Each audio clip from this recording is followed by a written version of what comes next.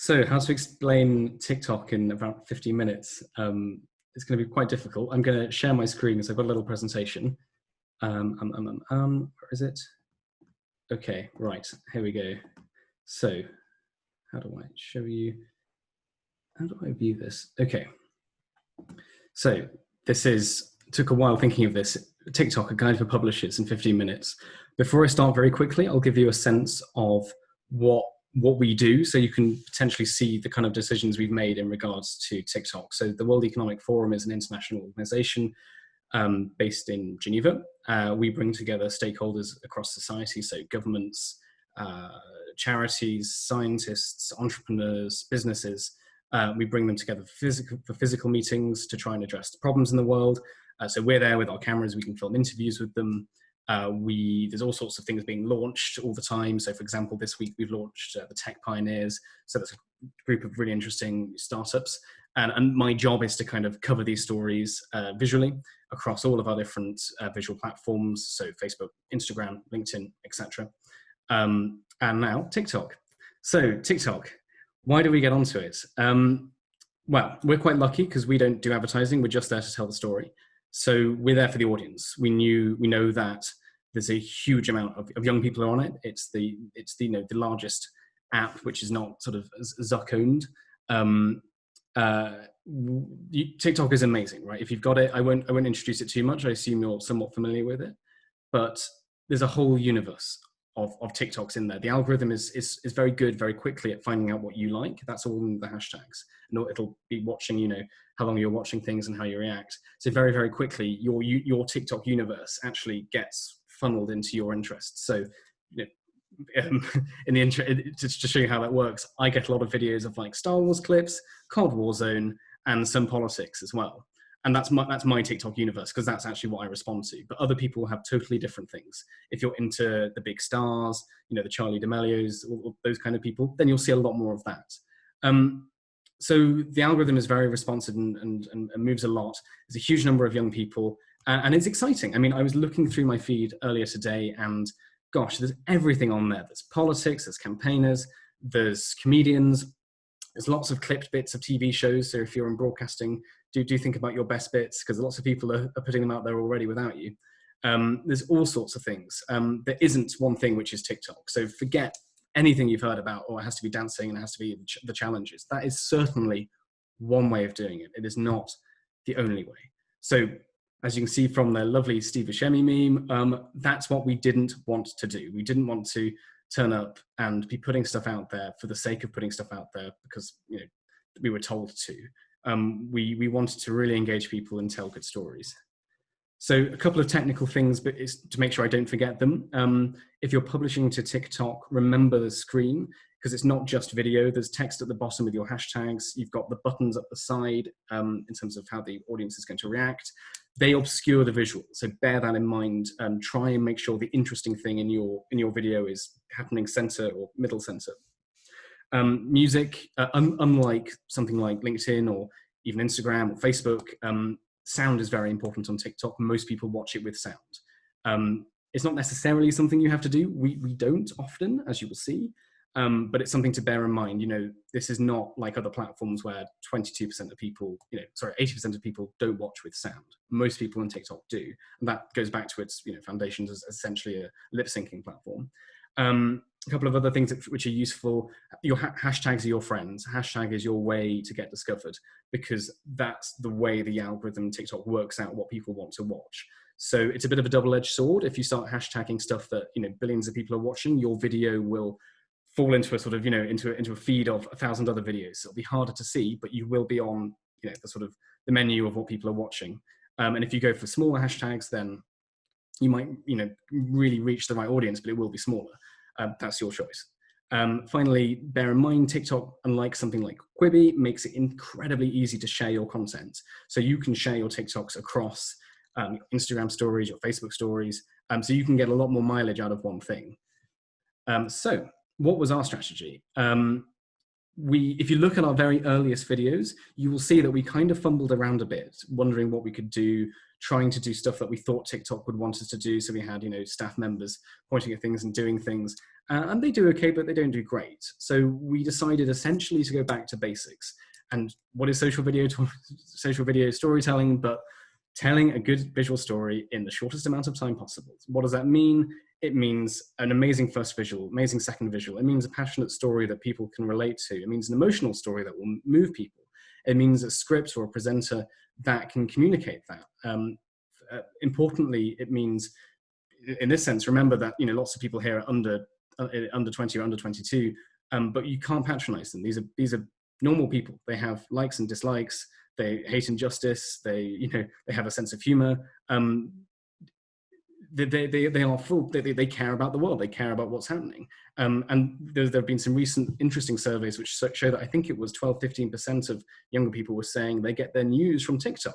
That's a huge amount. That's a huge amount of people. So there's clearly a niche. There's clearly not even a niche. It's a gaping cavern that publishers can fill. I mean, here's an example of a screenshot from us. You've got a story about economics in Amsterdam. That was highly institutional. I was made to do that, but it did very well. It got almost 100,000 views. You've got a couple of coronavirus stories. Bottom left is a story about a Filipino woman who's delivering groceries directly from farms to homes because the supply chains are breaking down because of coronavirus. Like, these are serious stories which are interesting, which are changing something. And as you can see, we're getting views on them. So to show you some examples, I hope this works. In terms of what I mean, I've taken the sound off. I don't know what we're going to see because it's a black screen. Here's one.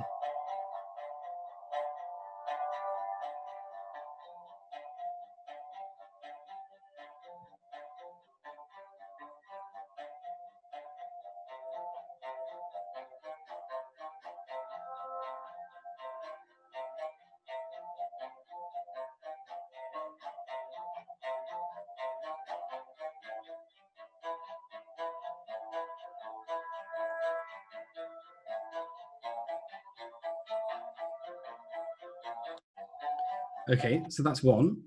So that's, as you can see, like it kind of looks simple, but it's not. Like, that went through 5 or 6 different iterations to really hammer out the script, to bring the viewer point by point with engaging visual by engaging visual along the story of how coronavirus spreads. That got 46 million views, I think 2 million likes or something, because it used the right hashtags. It's a visually attractive story, and it's simply told. It's not dumbing down, it's simple.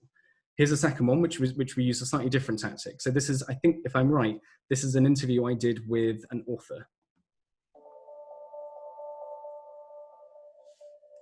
It was a pandemic of influenza that struck in the early months of 1918. It struck in, we generally say it struck in 3 waves. So there was a first kind of mild wave in the Northern Hemisphere, spring of 1918, which receded in the summer or late spring. Kind of all the dates depend on where you were in the world. And then there was a second wave which erupted in the latter part of August. And receded towards the end of that year. And then there was a third wave, which was sort of intermediate in severity between the other 2, which emerged in the early months of 1919. We think it infected about 500 million people, so 1 in 3 people in the world alive at that time, and that it killed 50 million of them. And there we go. That's the history of the Spanish flu in under 60 seconds. And now I can't get back to my, I cannot get back to my, there we go. Okay, where was I? Viewers present.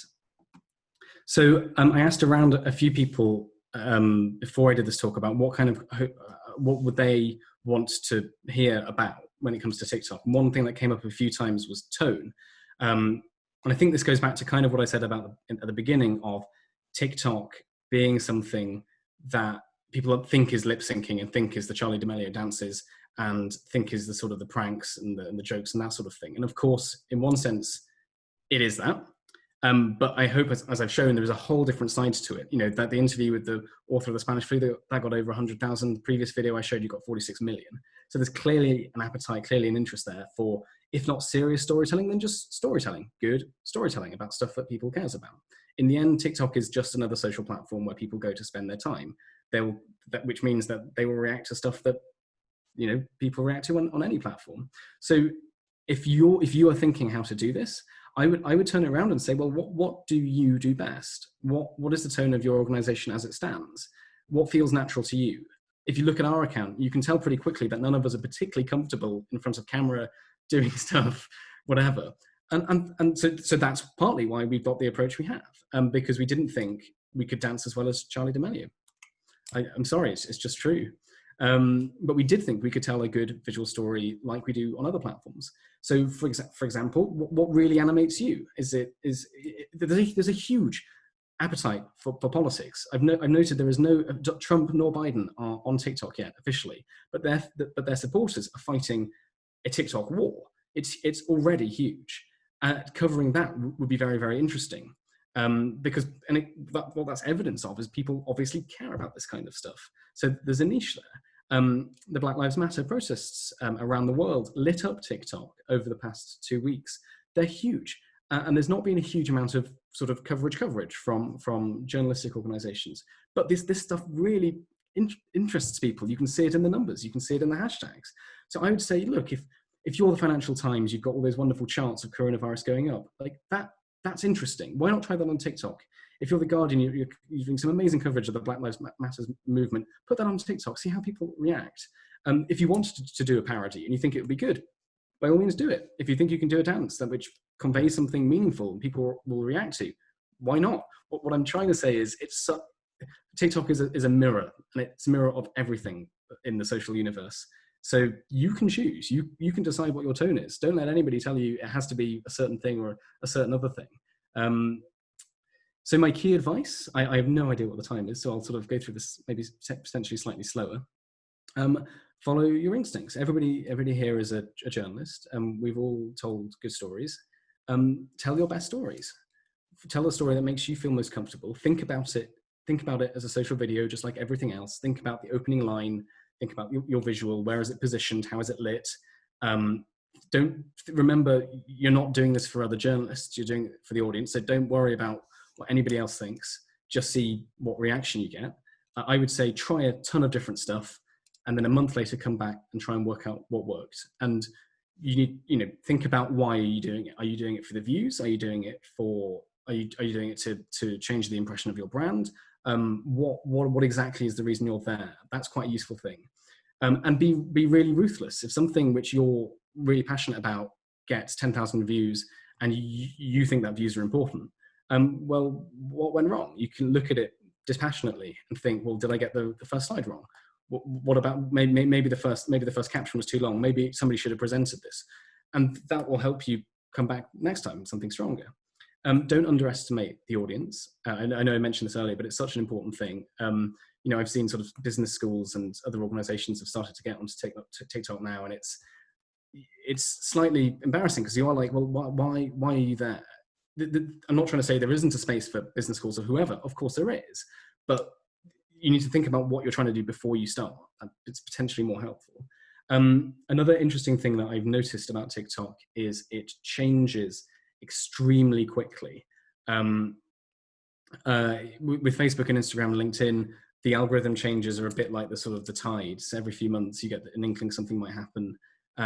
Odd stuff starts happening in the back end, and then suddenly everything changes, and there are no views on videos for a day, and you're like, oh, why is that? And then you find out through someone else, oh, there's been an algorithm change. TikTok in 6 months has gone from it's 15 seconds to a minute, and now it's up to 3 minutes. This week got released. I don't know if that's in the UK yet or where you are, but that's certainly something that's coming. So they are going for longer stories. So the idea of a TikTok just being up to a minute is now not true anymore. It's longer stories, which I imagine for broadcasters and for quite a few publishers is quite good news, because you can tell a bit more detailed story and get very, very long watch times. The last thing I'd say is, the app is more crowded. When we started, there were only a couple of other IOs on it. Now everybody is. Publishers as well are streaming onto it. The Washington Post was the first, I think, big one to really get it and work out a strategy, and with wonderful editing, wonderful little stories. Now everybody's trying. So it potentially is slightly harder to find your voice and to stand out than it was, but none of this changes the fundamentals of what good social video storytelling is. And of course that meme is there because everything I'm saying, there are no rules really. I'm giving you my advice based on 6 months of this, and I'm trying to say, I can't tell you what your tone is, what you should do. You will know far better with your organization, with your stories, with your contacts, with with how you're making these stories. And I would stick to what you do best and see if that works. And if it doesn't, change tactic. So our result was, at the height of the coronavirus pandemic, we were getting 200 million video views a month. In 6 months, we launched this in October, and in 6 months, we've got 1.4 million followers, over 40 million likes. I think that's the highest amongst international organizations. I should have said not operations, but there we go, international organizations. And if you just look at the left, like we're doing a spread of stories, a spread of different interesting stuff and we think so far it's working. And I think we are, what I've tried to constantly prove in the last 6 months is you can tell good video stories and not do it in a way that people that people think you're supposed to on TikTok. I'm not convinced any of this would have, that if I'd have got up there and moved around and done whatever, this would have been any better. And of course, there are lots of places that do that, and it works for them, and that's fantastic. They found their voice. We're slightly more comfortable with this, and that's absolutely fine. What I'm just trying to say is it's a very, very big TikTok universe, and you can be as imaginative and as creative as you want, and that's incredibly exciting. It's a very, very exciting app. So last piece of advice would be, to have 4 names that are very, very useful. Taylor Lorenz at the MIT is a fantastic journalist, is on top of every single story to do with TikTok, and the Hype House. So definitely follow her. Dave Jorgensen is obviously, the guy behind the Washington Post account. So follow him. Declare an interest, a friend of mine, Elise Johnson. She's head of social media at The Telegraph. They've been doing some very interesting stuff recently with some quite good results. So I'd recommend following them. Another friend of mine from Geneva, Dante Lacona, is the TikTok guy for the IRFC, the International Red Cross Committee. They're doing a lot of interesting stuff and are very, very big as well. And they take a completely different strategy to us. So you can put us beside each other and compare, and it's quite interesting. And finally, me in the corner, that side, there we go. If you follow me, I promise I'll start tweeting about TikTok more. I haven't been paying any attention to the time at all, so I hope that's okay. We have like just 3 minutes for, I think, just one question at this point, unfortunately. Sure, sorry. No problem.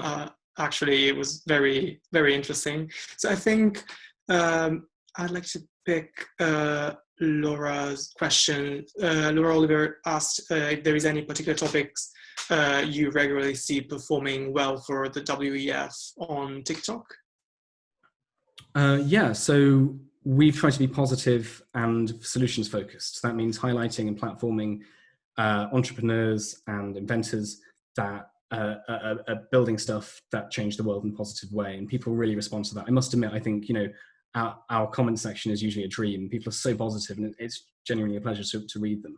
So we found that's been the coronavirus stuff has also been huge, just because everybody's looking at it. That's dying away slightly now, but I found we've really found it's positive stories about inventions or entrepreneurs or companies that are doing something really positive that change the world is what we've seen. Yeah. And we have time for one more. So Kamila Koromska, I hope I pronounced it correctly. Can you link to the website in your stories? And if yes, how many people are accessing it? So that's a good question. You can link to your site in your profile. I think that might be coming soon for stories, but at the moment you can't. It's one of those things that they might roll out soon. So no. And that's a very good point, because obviously if you're at an organization that has a subscriber funded model, well, how can you get people from your TikTok to your subscribe page? That's fair. That's a slight problem. So no, not at the moment. But it's exactly the kind of thing that might emerge in the next few months. And incredibly, time for one more question. If you can tell us, who else would you recommend to follow in terms of publishers, so not personal profiles for Ardish news? So I would say follow all of your competitors, so you know what they're doing. Follow the IOs, because the IOs kind of got there first, weirdly, I think, in understanding this and doing this. I would follow I would follow individual journalists as well, but I'd make the distinction between journalists who do interesting things on TikTok and sort of stories. And that's a question for, if you're developing a channel, what do you want it to be? What do you want to share? I would genuinely, honestly, sit on your feed, sit on the For You page for 3 hours and scroll through. And then when you see something which has a tick, or even not, follow them, and you will amass a lot of people who are doing interesting stuff. There's some wonderful, wonderful storytellers, amazing editors on TikTok. I've barely scratched the surface of everything out there. So if you, a bit like Twitter, go and find them. Like they will be there, and watch them, see how they do it, and then try and do the same.